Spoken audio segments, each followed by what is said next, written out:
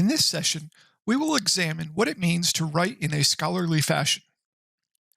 Although sometimes treated synonymously with academic writing, academic and scholarly writing do have some variations in their purpose and characteristics. The purpose of scholarly writing is to advance the knowledge within a specific field. As a doctoral level practitioner, you are viewed as a producer of research.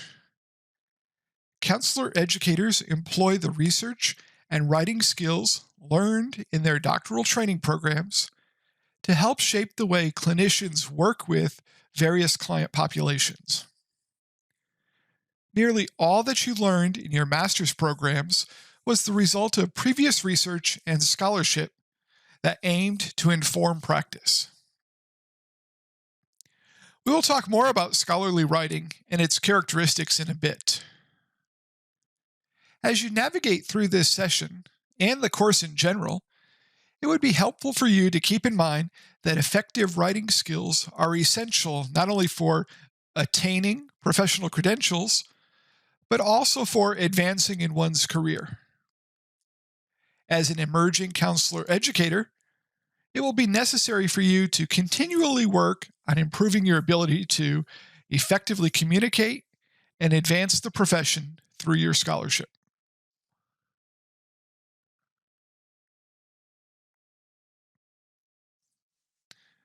In theory, writing seems simple.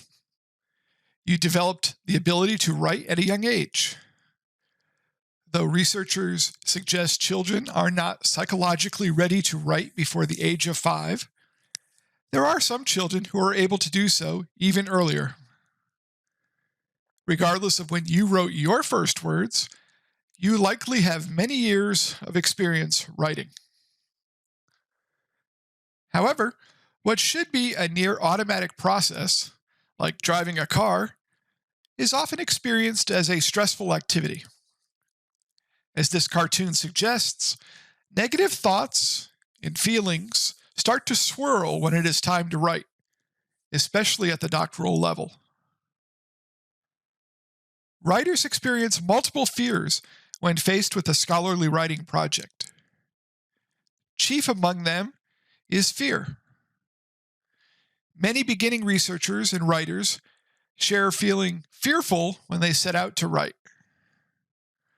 Whether it is fear of rejection, fear of being judged as not good enough, fear of criticism, or even fear of success, the result is the same: a cognitive block. If these examples sound like you, take comfort in knowing that you are not alone. They are perfectly normal and common experiences. In fact, even seasoned writers who have a history of successful publications still have these same fears. Together, we will work through your fears and transform them into strengths.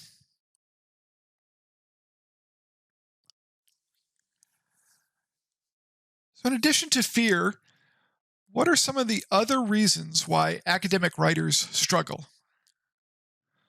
Well, according to Rose Ernst, who is an academic editor and writing consultant, she believes that academics, despite their advanced training and years of experience, are among the individuals who struggle the most with their writing. But why is that the case? Well, she identifies 5 potential reasons. First, let's think about the audience to whom we write. Whereas others write for lay audiences, as academic writers seeking publication of our scholarship, we write to peers who are also experts in the discipline. As such, there is a critical spotlight on the work we produce. In fact, critical feedback, in many cases, is the only feedback we receive on our writing. When we're writing to individuals who we perceive to have the same or even advanced skills to our own, it can be quite fearful. Second, she relates to the secondary trauma we may develop listening to the horror stories shared by our peers. I will be honest with you, publishing your scholarship is not easy. The success rate is quite low, with many of the higher tiered journals in our field accepting only 5 to 10% of the manuscripts they receive for review. When we see others struggle or fail to achieve success, it leads us to believe that the same outcome is what we have in store in our future.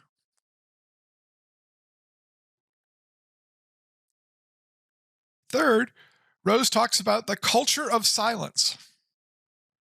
Whether you realize it or not, the fact that you have a professional writing class in your curriculum is unique. Many doctoral counselor education programs do not include such a course.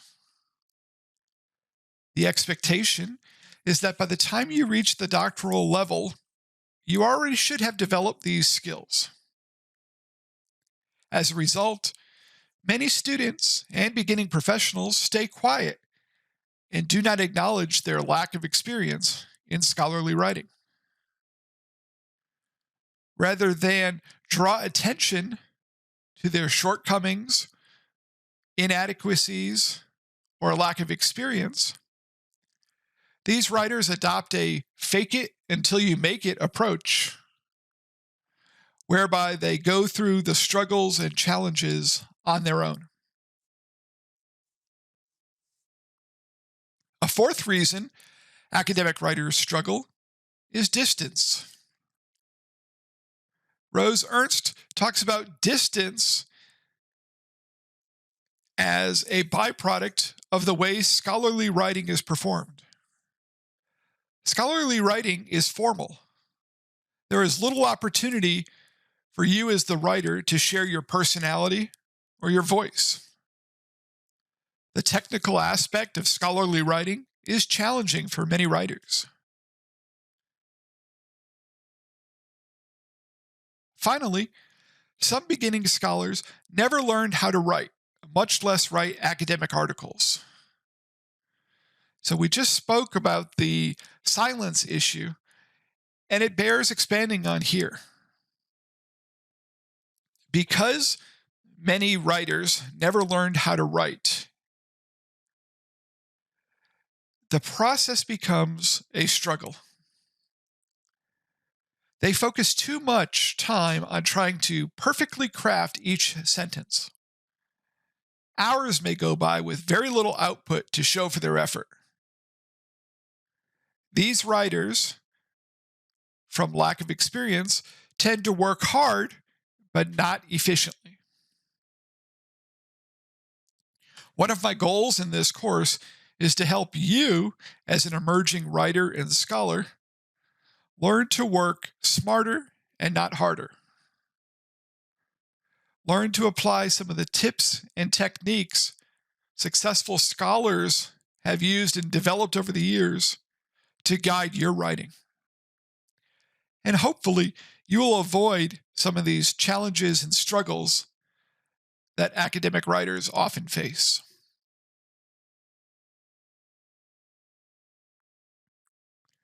So, are you ready to write a manuscript that garners acceptance for publication in a top-tier journal? Maybe you are. If not, that's okay too. Becoming an effective scholar and a writer is a process. Along the journey, you will pick up tips and ideas that you can use. You will start to find your own voice as a writer. Slowly, as your skills build, and with more experience, your confidence will rise. However, to get there, you need to take the first step. Remember back to when you learned to swim or ride a bicycle. What at the time seemed like a daunting task soon became second nature to you and a pleasurable activity. My hope is you experience the same maturation as a scholarly writer. The journey to becoming a successful writer requires you to take that first step.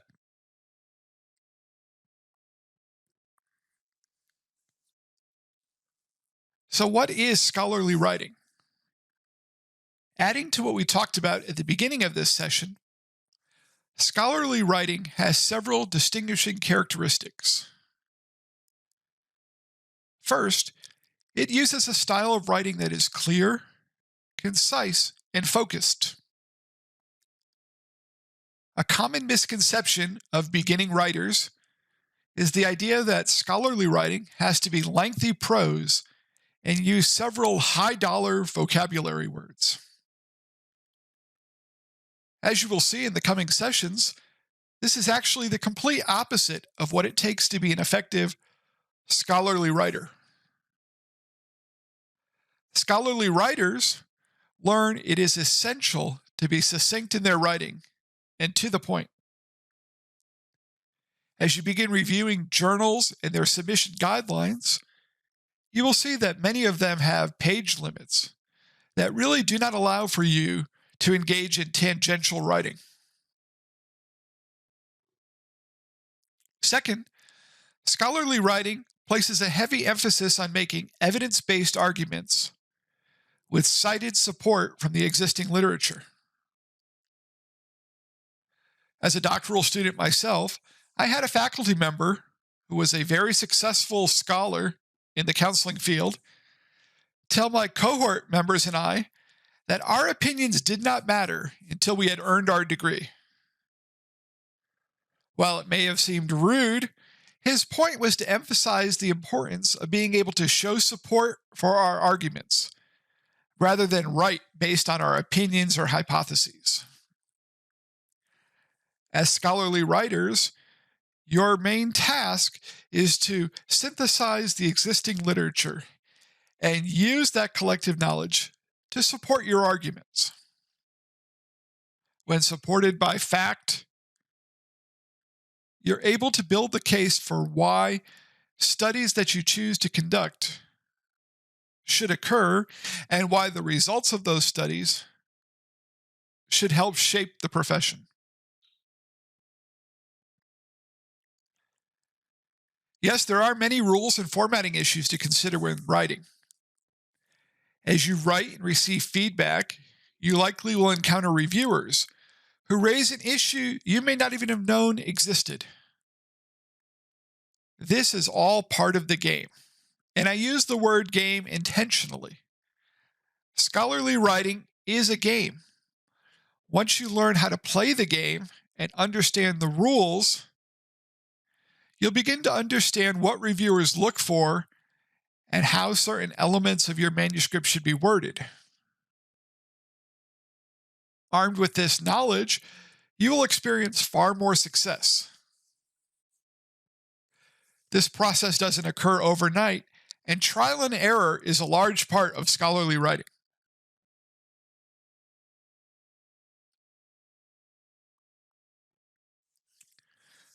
So, some things to consider when engaging in scholarly writing.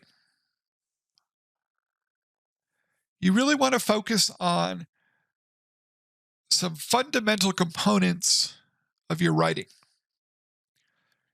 When we talk about audience, we're talking about who is the target audience for your work. Are you writing for a class? Are you writing in a journal? Are you writing for an academic journal? Are you trying to write a textbook? Knowing your audience helps you establish a language and writing style appropriate for that purpose. So, why are you writing? Oftentimes, audience and purpose are interrelated. For example, if you're a student and your professor is your audience, the most likely purpose of your work is to demonstrate your subject matter expertise.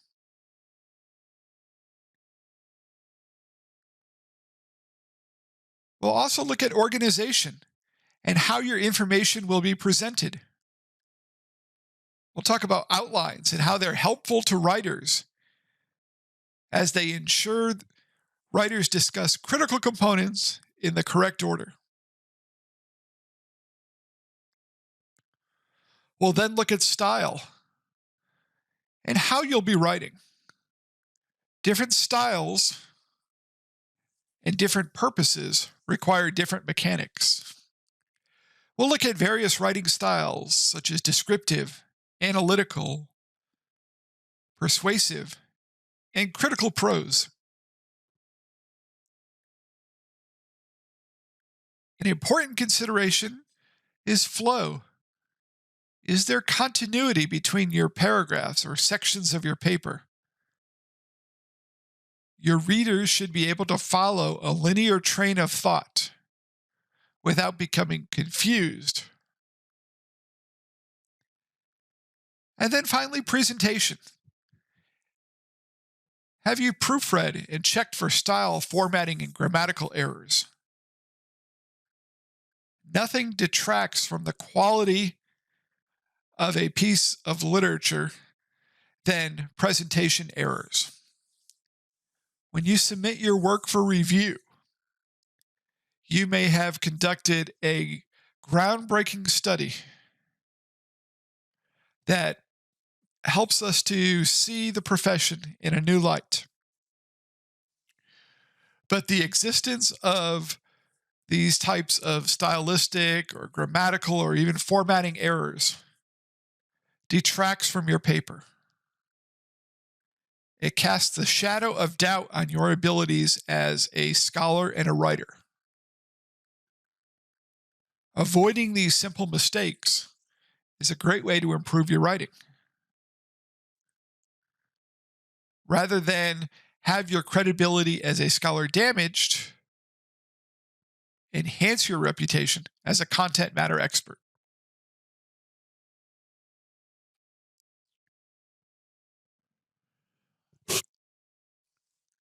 So I want to take a moment to go a little deeper with each of these 6 areas we just discussed. So when we talk about your audience, again, who is the audience of your work? Are you writing to practitioners? Are you writing to counselor educators? Are you writing to supervisors or policymakers? Or perhaps those who may be advocating for clients, communities, or the profession? Knowing who you're writing to and what's important to them is key. It will allow you to adopt the language and the tone that's going to best resonate with that group. To do so, think about what it is that audience needs.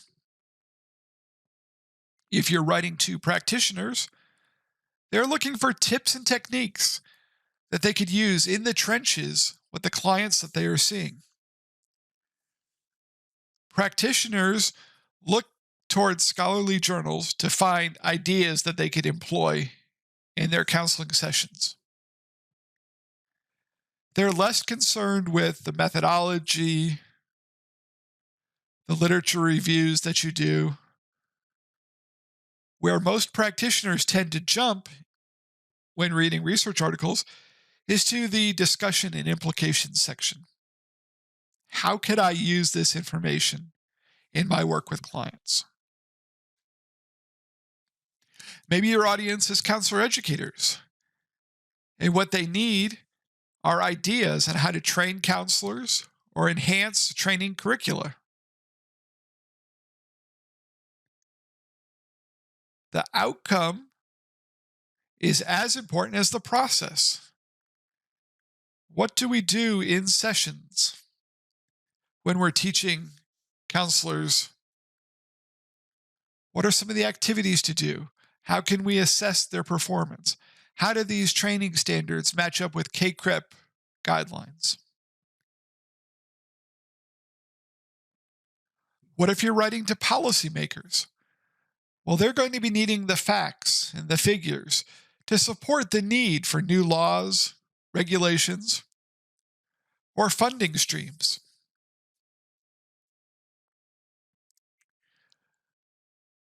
No matter what your audience, the most important tip I could share with you is to put yourself in their shoes. Think about if you were that individual, whether it's a practitioner, an educator, a supervisor. Why would you be picking up this article and reading it? What would you be hoping to get out of it? Once you have a sense of what those individuals would be looking for, begin outlining your work. Outlines are helpful because they A, make sure you don't leave out key parts, and B, ensure that you present a linear argument that can be easily followed. Convoluted arguments or circular thinking make it difficult for your readers to follow you. If it's difficult for them to understand what you're trying to say, it's very easy for them to put that article down and find another source.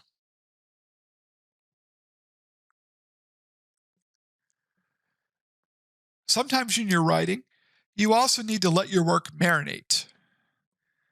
Now, what I mean by that phrase is that sometimes you need some distance from your work to gain perspective. There are many times when I step away from a project for a few days or even a couple of weeks, and I return and I see it in a completely different way. I wonder, what was I even thinking back then? Why would I have written that way? With time comes clarity. You may see things you did not see before. You may pick up on issues that weren't readily noticeable to you earlier.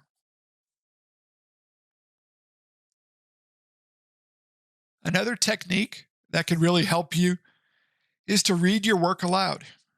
Or, if you are really nice to your friends and family, have them read it to you. You want to be able to see how your words hit the ear. When something sounds clunky, revisit it. See if it can be reworded and reformatted. This will help ensure that your point is coming across to your readers in a very effective manner.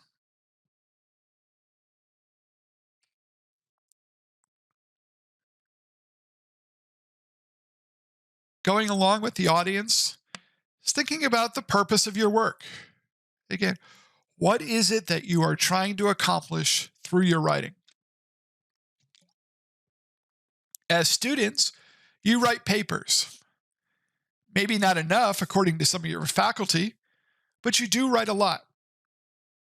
What is the purpose of that writing? Why do faculty have you write papers, whether it's in a doctoral program, a master's program, or even as an undergraduate? There are a number of reasons why you write in an academic setting.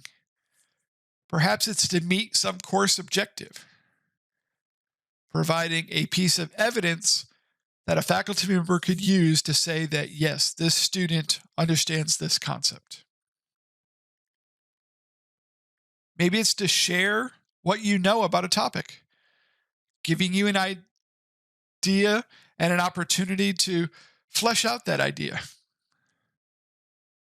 Maybe it's just to get a grade. There are many different purposes to academic writing.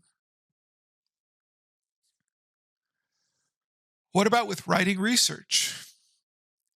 Are you building on a current body of literature?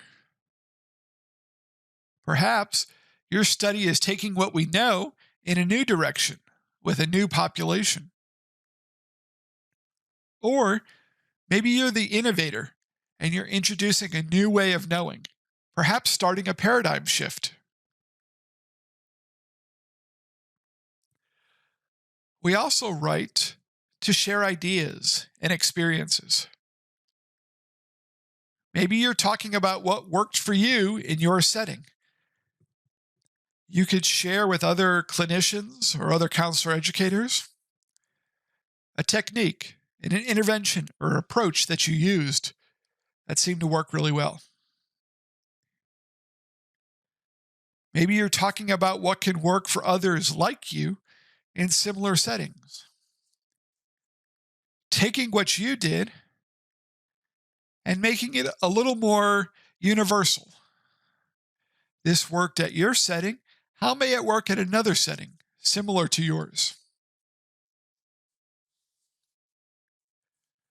Or you could be talking about what can be done to replicate results you found in a novel setting.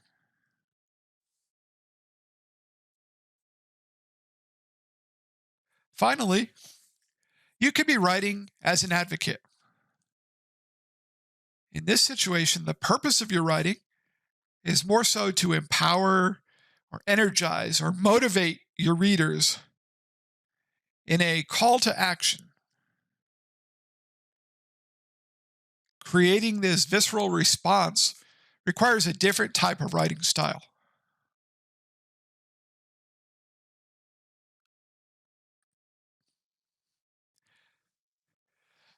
No matter what the purpose of your writing, organization is key.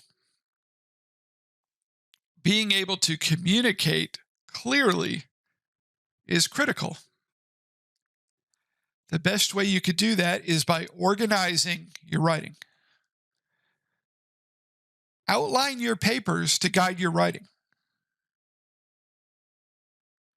Your outline should be something that you start before you begin writing. The outline becomes your blueprint or your roadmap to success with your project. As you engage in research projects, however, you may find it sometimes necessary to go back and revise your outline. Maybe as you are reviewing the literature, you come across new variables or new challenges that you need to address in your writing.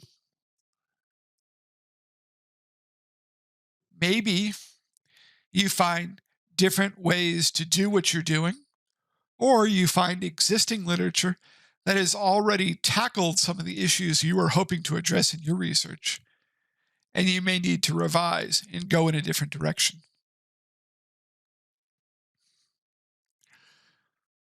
When you create your outline, there are several different types of structures that you could use. You could organize your writing around issues, speaking about populations, then perhaps settings, then perhaps conditions. You could write based on arguments, providing all of the supporting evidence for your position, and then some of the contrary evidence that suggests otherwise. Some writers organize their writing based on constructs, talking about each variable, independent and dependent, that they will be using in the study, one at a time.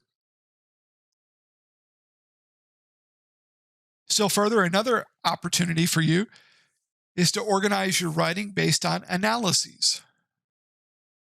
Perhaps you identify a research question and then write about that question, the techniques you chose to address that question, and why that question is appropriate for this study.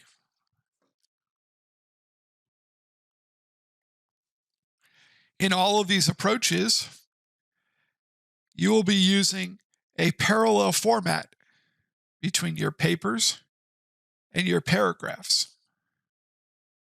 In both, you should have a scenario where you have a thesis statement that identifies the point you are trying to make, followed by some major points, which could be facts, figures, contextualizations of the issue, and then concluding with some supporting arguments from the literature.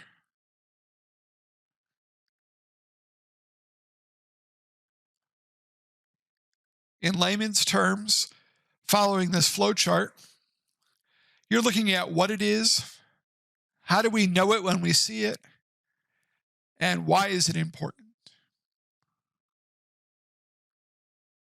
This should be the structure that you use in your paragraphs, and those paragraphs should parallel that structure in your entire paper.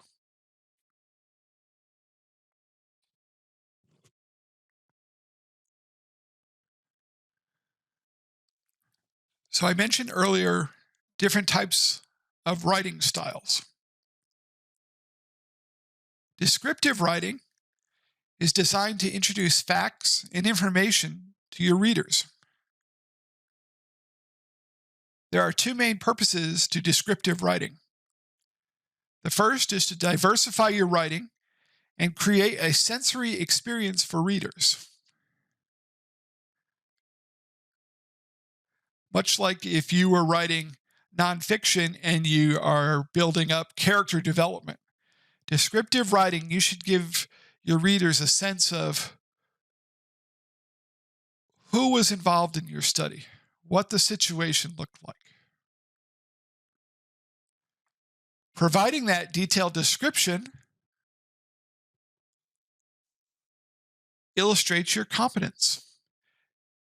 It also allows for replication.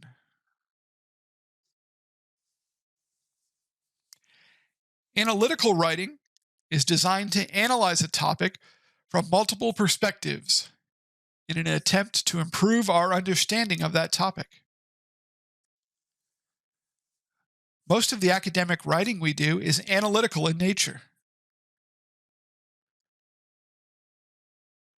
When you engage in analytical writing, you're examining, comparing, and relating concepts. Structure is important.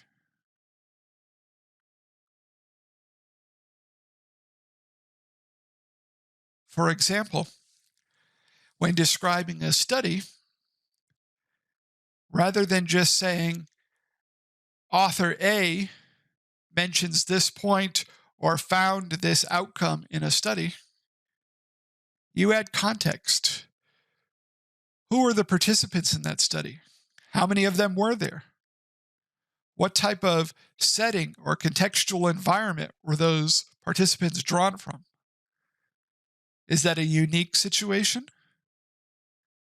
Or is that a situation that represents a much larger group?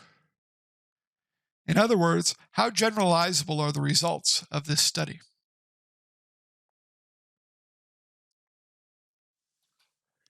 A third writing style, the persuasive style, is designed to convince your reader to adopt a certain perspective.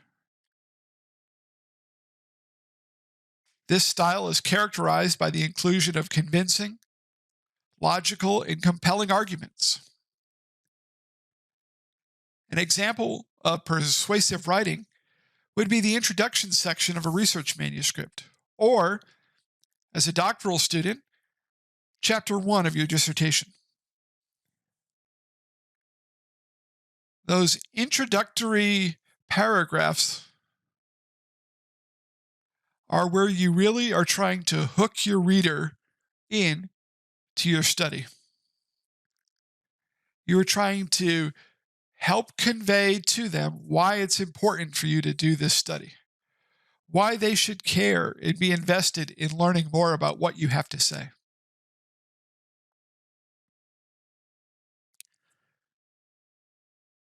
And finally, we look at critical writing. Critical writing is designed to provide authors space to share their thorough and developed understanding of a topic. Critical writing is typically opinionated in nature. An example would be a literature review or a metasynthesis of existing studies. You're pulling from the literature previous works that you will be critically examining and writing about. Taking results that those authors share and combining them with the limitations or maybe delimitations of those studies. All of these are important types of writing and all are types of writing that you likely will engage in at one point or another in your career as counselor educators.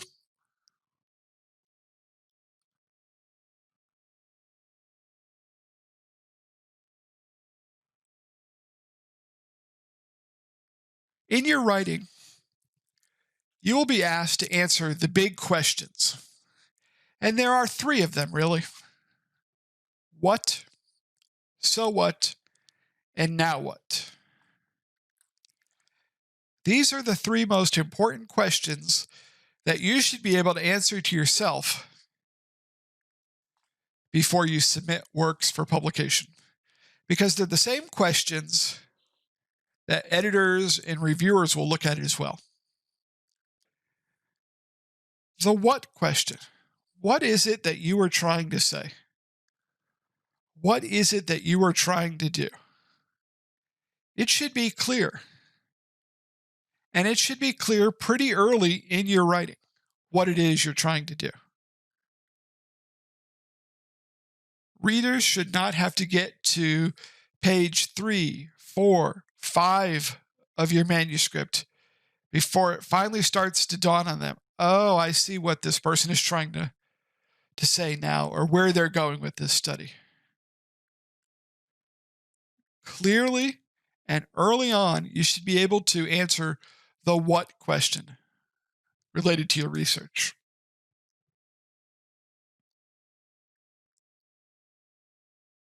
The next question, so what? Why is that important? Why is that a topic I, as a reader, should care about? Why is that important for you as an author and as a researcher to invest your time and effort in? The so what question is where you now relate your study to the bigger picture. Where does your study fit in with the existing literature? What gaps are you hoping to fill? You may have a good study idea, but you then need to share why it's important for other people to know about it as well.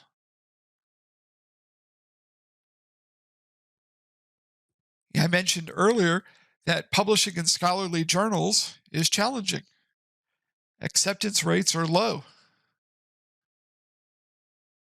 Your passion project is not likely to be published if you're unable to demonstrate the so what and why it's important to have this. And then last but not least, now what? The now what is probably the most important question to address in your writing. Unfortunately, it's typically the one that writers spend the least amount of time on. By the time authors get to their discussion sections in their manuscripts, fatigue sets in. You've conducted the study. You've written the IRB. You've collected the data. You've analyzed the data. You've pored over the data. You've read article after article after article. You've crafted your review of the literature. Now we get to the discussion section. By this point, writers start to tire. And the compelling arguments they were making earlier in the paper disappear. But the now what is important. The now what question and where that comes across in your writing is where rubber meets the road. It's where the research to practice occurs. Now what? You've shared this information. We now have this information. What do we do with it? How can it be implemented? Where do we go from here? Think of research as building blocks. Each study that we develop or that comes out in the literature is another building block. Slowly, we build on past research and enhance our understanding of a topic. As a published author, it's incumbent on you to shed some light on the now what. Where do we go from here? Whether it's you doing the follow-up study or you're providing suggestions for future scholars. What's the next step to take? So as you look at your writing, these three questions are fundamental. As you're writing your outline, you should be able to answer what, so what, and now what. As you complete your manuscript, readers should be able to answer what, so what, and now what.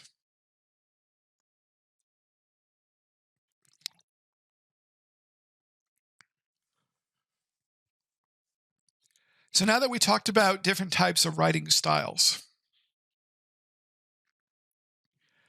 we talk about this idea of the presentation and the flow.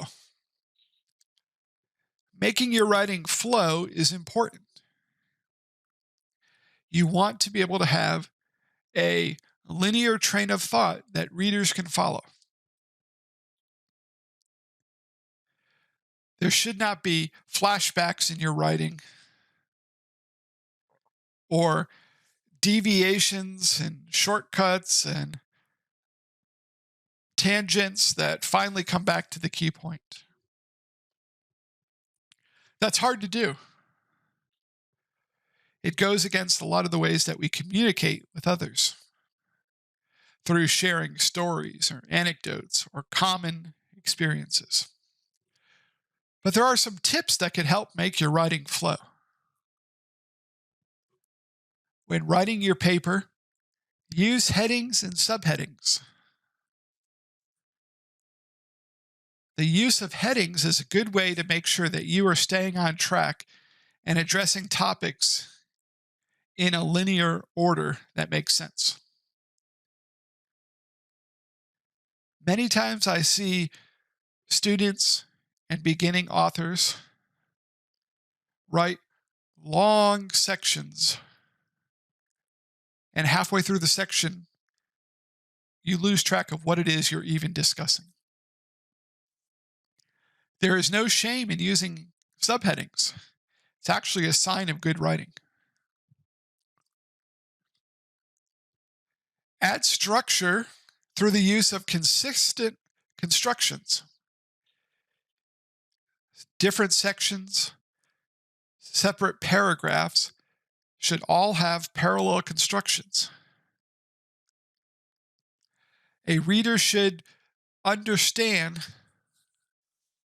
the construction that you're using in your writing and be able to find examples of that in multiple places. In future sessions, when we start talking about writing research manuscripts, I will share with you some common constructions that you can use in different components of a manuscript. These templates can be used as crutches initially in your writing. As you become comfortable with them, you'll branch out, find your own voice and your own language on how to share these ideas. Another way that we could work on flow and to improve the structure of our writing is through transitional phrases. Paragraphs should flow into one another. There should not be abrupt breaks between paragraphs. And so we'll look at different transitional phrases. We'll give you an opportunity in this course to practice incorporating topical transitions as well. So when you finish your discussion of one variable, how do you move into the next variable? How do you make that a seamless transition? And finally, we'll talk about ways that you could develop some skill in starting sentences with old information and ending with new information. The beginning of your sentence could recap what was discussed in the previous sentence, in the paragraph to that point, and then add some new information. All of these tips together really help you improve the flow. When we start talking about submitting for journal publications and what some of the common mistakes and errors that reviewers and editors note that lead to manuscripts not being accepted for publication, the idea of flow and the lack of flow specifically is one of the biggest elements.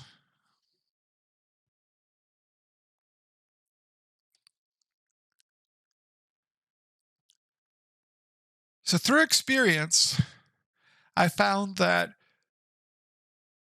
it's easier to build flow in the writing when you write in a certain order. Now, it may sound counterintuitive, but the writing schedule or the writing order that you follow is not the same as the linear presentation that you would see in an article that you read.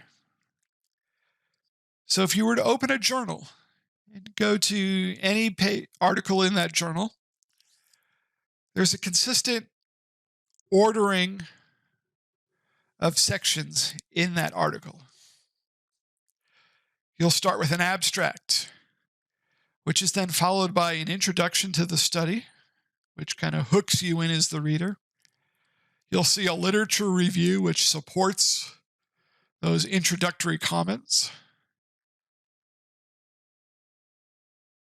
The reader then goes into discussing the methods of the current study, the results of that study, and then the discussion and conclusion, what those results mean. However, when you write, I recommend writing in a different order. I recommend you start with the methods. Identify your participants, your measures and instruments that you're going to be using, the analyses that you're going to be conducting, and the whole general process of the study. Writing the methods section first helps you identify components that you will need to touch on in the introduction and perhaps also in your literature review. For example, maybe you're doing a study with college students, and in your methods, you talk about that you're going to be recruiting students from large Psych 101 or English 101 freshman seminar lecture courses. You know, the types of courses with hundreds of students in them. Well, as you're describing your method, you're seeing, wow, all of my students are going to be freshmen, 18, 19 years old. I probably need to address that in my introduction and in my literature review, making sure that the studies that I am looking at and adding in my review also had samples that were largely freshman in nature. I started out talking about college students, but as I now look at my method and how I'm going to be doing this study, I see that I'm really going to be targeting freshmen, not all college students. So that now changes my introduction. It changes the way I think about conceptualizing this study.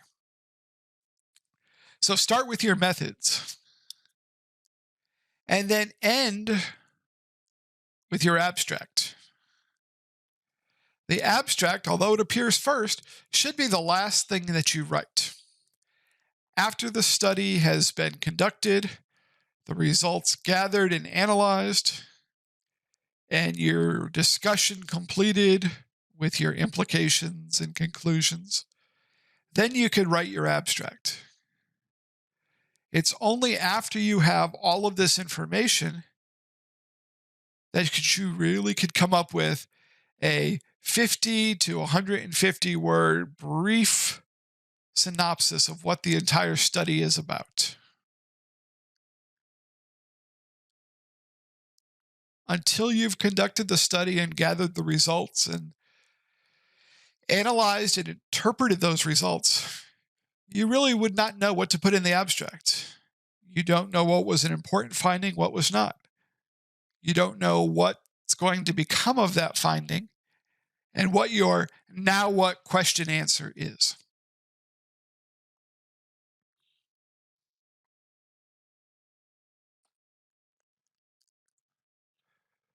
So how can you improve your presentation? A couple things that you could do. Use vocabulary that you know. Because it's scholarly writing does not mean you have to use high dollar vocabulary. The thesaurus that's included with Microsoft products could be a friend as well as a foe. While it's admirable that you look to vary the language that you use, make sure the word you use is appropriate for that situation. It becomes glaringly obvious in cases where individuals use words that are not familiar to them, that are not part of their existing vocabulary, that they may have seen before, recently found, and wanted to add in there. Big words are not necessarily translated into impressing the reviewer. Now, with that being said, work on expanding your vocabulary. One of the ways that you could do this is by reviewing other articles that have been published. Look at how other individuals talk about or write about certain concepts or parts of the manuscript. You could take some ideas from what you're seeing and build your own way of writing.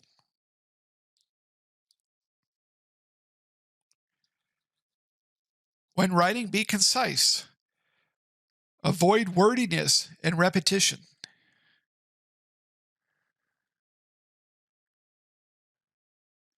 Sometimes we tend to use more words than we need to in our writing. For example, a phrase like should be able to, with 4 words, can be replaced with can. We don't always have to elaborate and draw it out. Same thing with repetition. Using the same word over and over again takes away from your writing.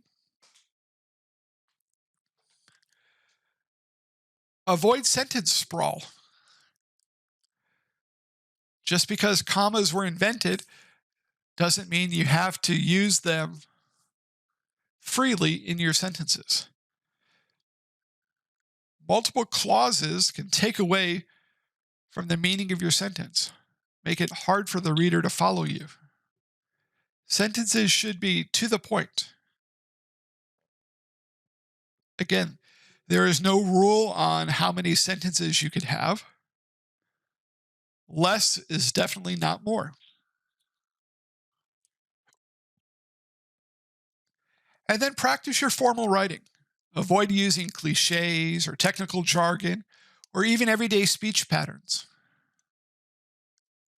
You'll see that the way that we talk and the way that we normally communicate with others doesn't translate well to writing, which is why one of the earlier techniques and tips that I shared with you is to read your work aloud. See how it sounds. Does it make sense? Finally, use the APA manual. We're now on the 7th edition manual. Most individuals never read through the entire manual.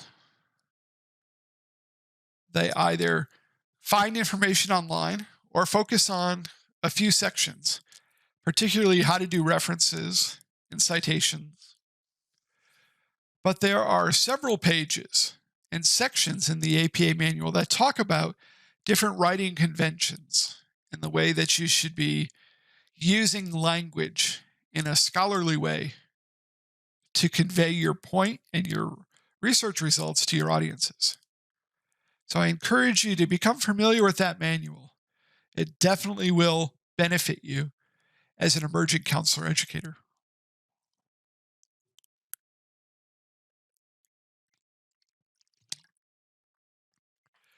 To my earlier point about using verbose language, this comic illustrates it really well. A lot of phrases that you've probably seen in scholarly articles before. These are what we call filler phrases. We think they sound scholarly, but really what they're doing is they are expanding on something that could be said in much fewer words, or they're sharing something that we all know what it means. Remember, in scholarly writing, you are writing to an expert audience. These individuals know about these filler phrases and what they mean as well. As a scholar, you should write to communicate, not to impress.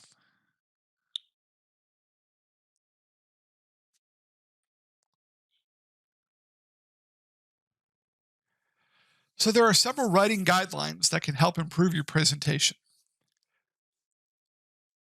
I've listed 10 of them here, which are some of the bigger mechanical issues that I have seen as an editor, as a reviewer, or I have actually been brought aware of as a writer myself. Making sure that you have a good understanding of these areas and how to avoid some of these common mistakes in your writing is important. The writing labs that we will go through in this class will help you work on building skills in these areas. They will allow you to avoid making some of the common mistakes we see in scholarly writing. Each week, you will have a writing lab that will help you develop some practice opportunities to build skills in these areas.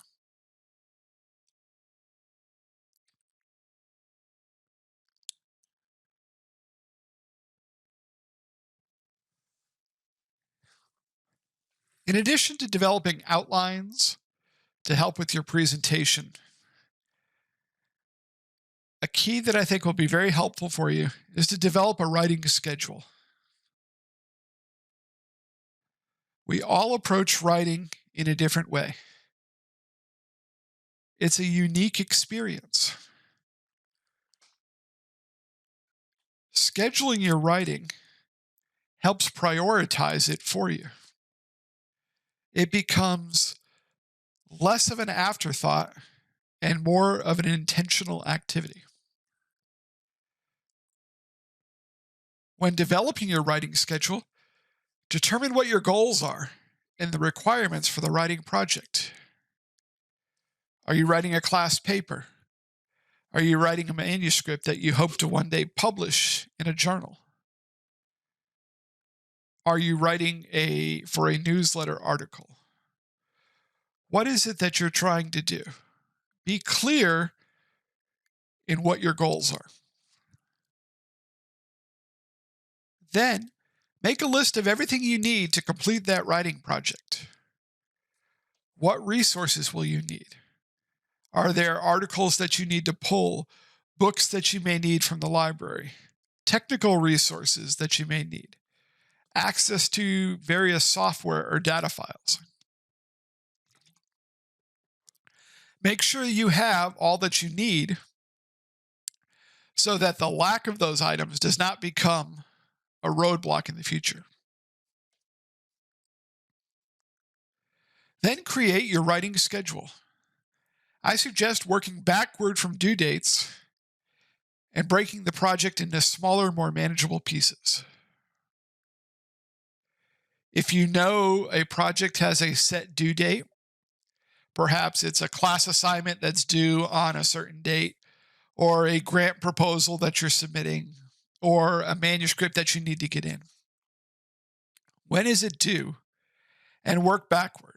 Okay, if it's due on July 1st. I want to have my writing done by June 25th to give myself about a week to review one last time and proofread. If I'm working with a colleague or I'm working with a faculty mentor, maybe I need to get it to that individual by June 10th so they have time to review, get it back to me. I can make changes and then do my final proofreading. So knowing everything that you need to have in the process and working backwards allows you to create a schedule of when the work should be done. And break writing projects up into smaller, more manageable pieces.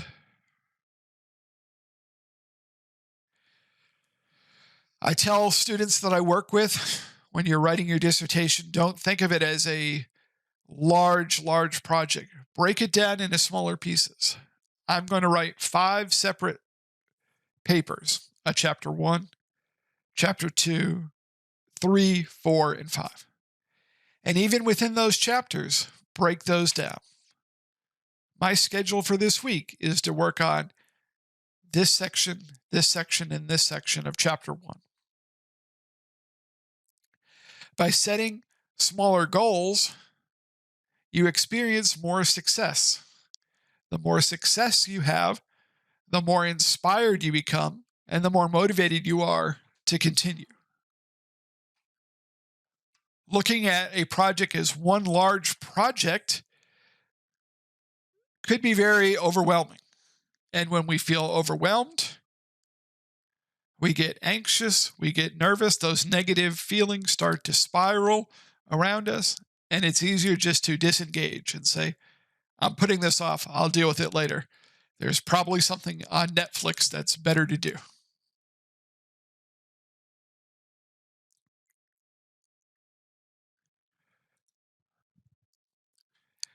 So once you develop that writing schedule, stick to it. So I give you this great quote here: the worst thing you write is better than the best thing you didn't write.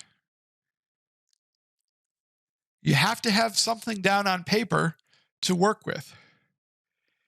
Even if it is horrible, or in your opinion, the worst thing you've ever seen, it's better than a blank sheet of paper because it gives you, your colleagues, your faculty mentor, your writing partner something to work with. Something could be edited. Something can be revised. Nothing leaves us very little options. And so with your writing schedule, you're going to need self-discipline. Writing needs to be a priority for you. It needs to fit into your schedule and be an important part of that schedule. Now, only you know where it fits in your schedule. I know some individuals who block off days of the week as their writing days. Others may need to break it up. There's no way that they could work for an extended period of time on just one task. And so they do a little bit of writing each day. Even within those groups of individuals, there are some people who write better in the morning, some people who write better in the evening. Are you an early bird? Are you a night owl? Do you have children and families at home where you may need to write when everyone has gone to bed or early in the morning before everybody wakes up? Find what works for you and be disciplined. Reward the process. There will be times in your writing, whether it's a journal manuscript or in your dissertation, when you're just tired of the process. You don't want to write anymore. Find ways to reward yourself. If I write 5 pages today, we'll go out to dinner this evening. Or if I finish this section, I'll allow myself to watch my favorite television program. Rewards keep you invested in the process and keep you positively viewing what you're doing. Find an accountability partner, someone that will keep you accountable to your schedule, an individual that will be able to point out to you, it's like, hey, I haven't heard from you in 2 or 3 days. Are you still working on that project? Or, hey, send me what you have by next Friday so I could give you some feedback on it. Accountability partners are there to encourage you, to support you, to lift you up when you feel down. You also can be the accountability partner for that individual, collectively supporting one another. Finally, you could participate in writing groups or communities. I've seen more and more writing groups and communities popping up on various counselor education outlets. These are individuals who get together and they may not even be writing about the same topic or interested in the same kinds of studies, but they get together as a collective to share ideas, more so about the process than the actual topic. In a way, they become accountability partners for one another. Perhaps this social aspect and accountability piece is important and helpful for you. If so, you may want to look into being a part of these communities.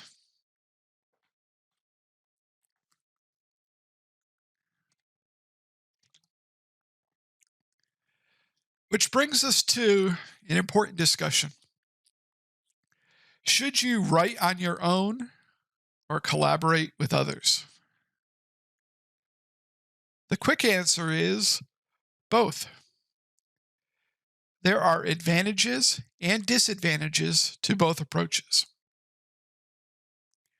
Working alone adds more of a workload, but it demonstrates that you have the skills and ability to carry out a research project and report on its results in a publishable piece on your own.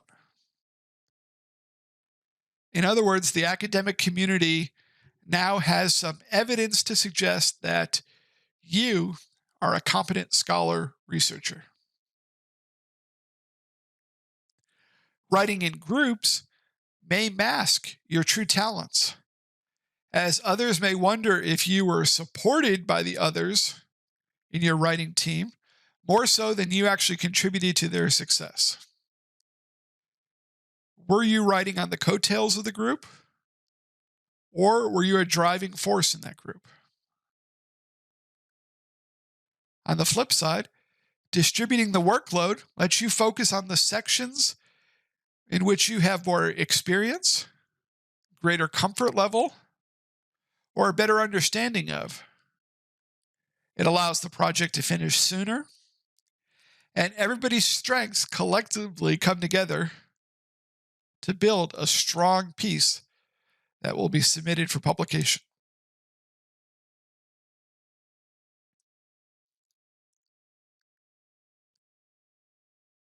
So, what is right for you? Well, it depends on your goals and where you are in terms of your skills and confidence. I like to encourage others. Early in your career, collaborations are important. Working with others helps you develop your skills. Rather than be out on an island by yourself, you have others that are working along with you. They may provide you with accountability.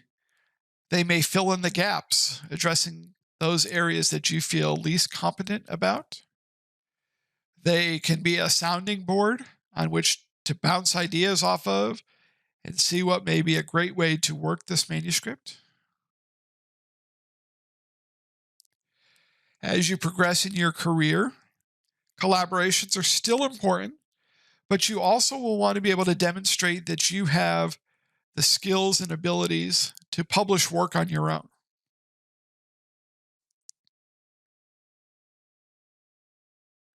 Later in your career, after you have established a publication record and a research agenda that demonstrates that you do have the ability to be a good scholar on your own right, you now could shift into a stage where you are mentoring younger generations of counselor educators and researchers. And again, collaborating on projects in which you help to build up the skills of these novice writers.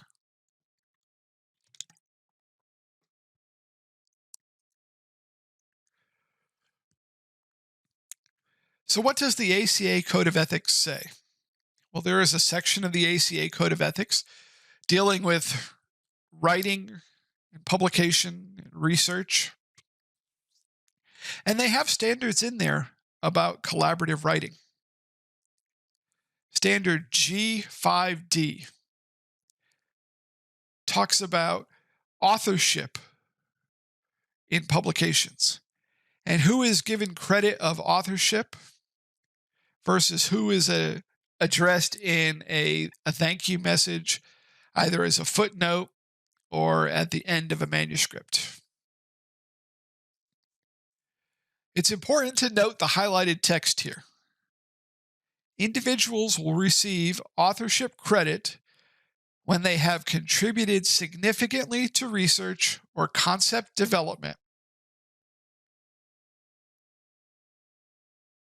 Notice that it says individuals who make minor technical or professional contributions are acknowledged in notes or introductory statements. I find it important to share this one with students. Academics like to help their friends. It is something that occurs far too often where we have situations of colleagues who strike agreements with one another where I'll put you on my publications if you add my name to your publications. Together, we double our output. This actually is frowned upon and really goes against the ACA Code of Ethics. Having your name associated with works in which you did not contribute significantly or substantially to the development of the project or the conducting of the research behind that project is, in a sense, false advertising. I highly recommend that you do not engage in this practice. While not strictly policed, keep in mind that the counseling profession is small and reputations can be built and torn down very quickly. I believe you all have the ability to be successful scholars and researchers on your own right. And don't believe you need to resort to this type of fraudulent padding of your publication records.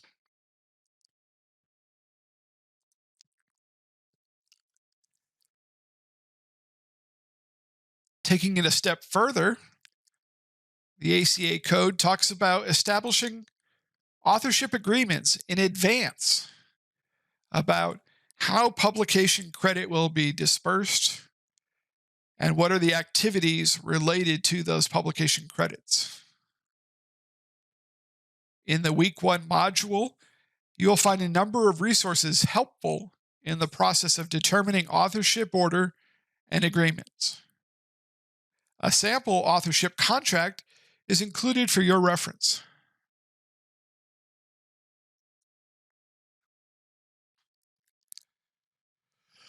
When working with others, it's important to discuss authorship expectations before you start your writing projects.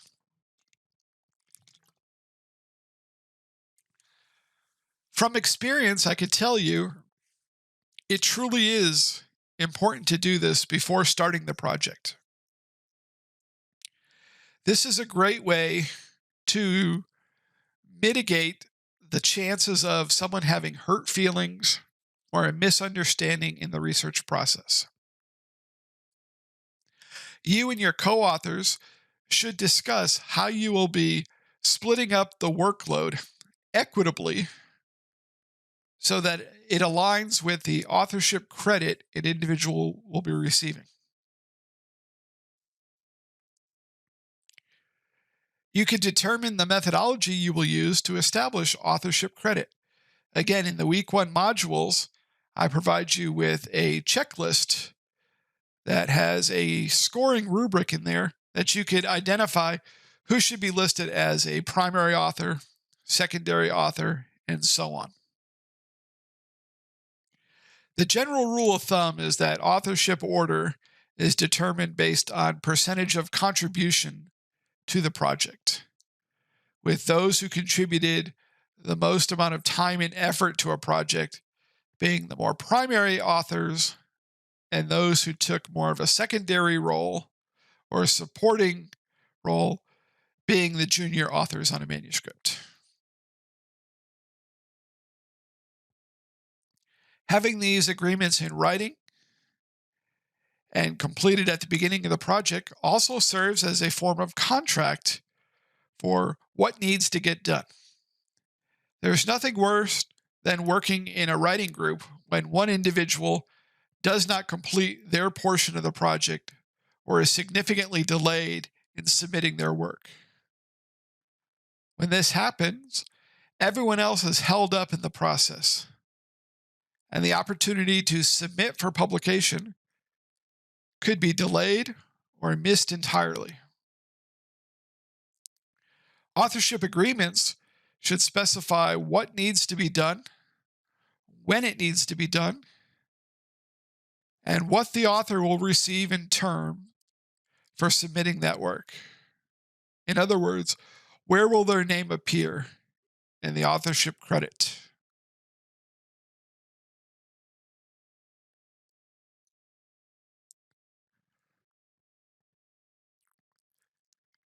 Finally, the ACA Code of Ethics also addresses a situation in which projects originating from a student's dissertation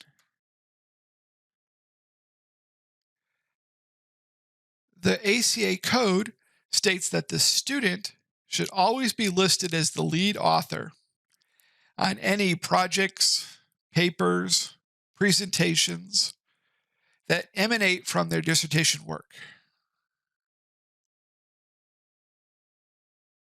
When you begin working on your dissertation, you will be the lead author. How do you acknowledge your dissertation committee?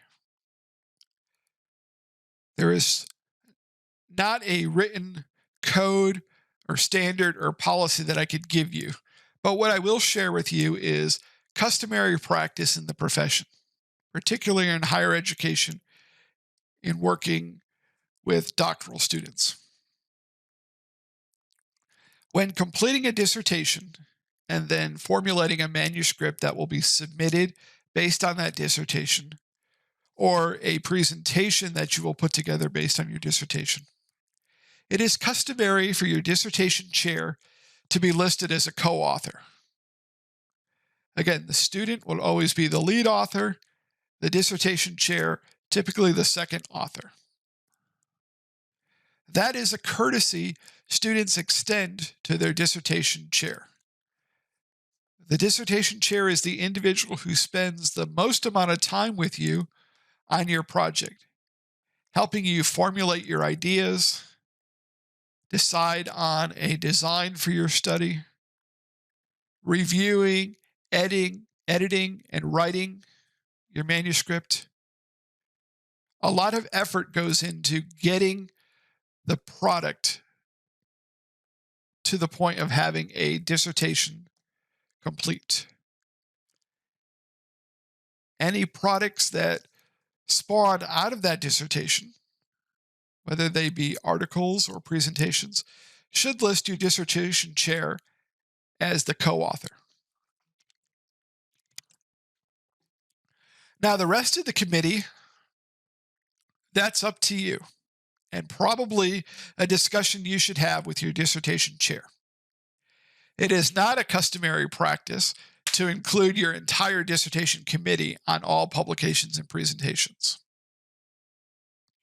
You may want to do so, and you are perfectly within your right to do so. Again, this is your work, and you could do that.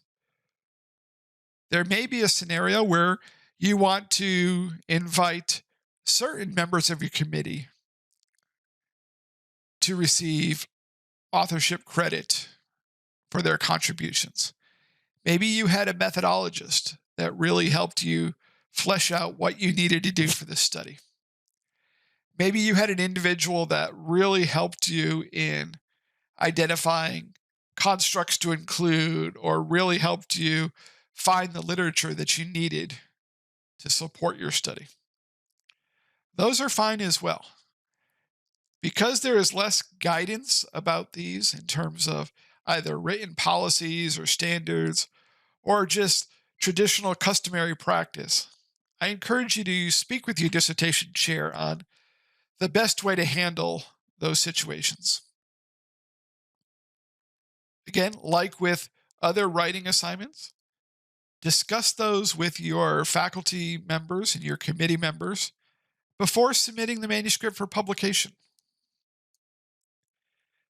All of the individuals who are listed as receiving authorship credit should know about the submission of the manuscript. You may think you're doing a favor to your committee members by adding their name to a publication without telling them about it. But I would encourage you to make sure everyone is aware of what's being submitted, that they give consent to have their name attached to the project. And you have those discussions on the front end so that there are no misunderstandings later on.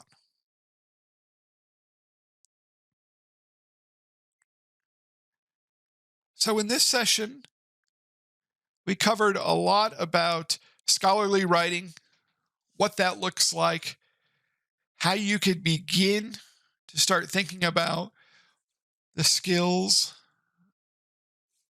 and techniques that you need to work on as a scholarly writer,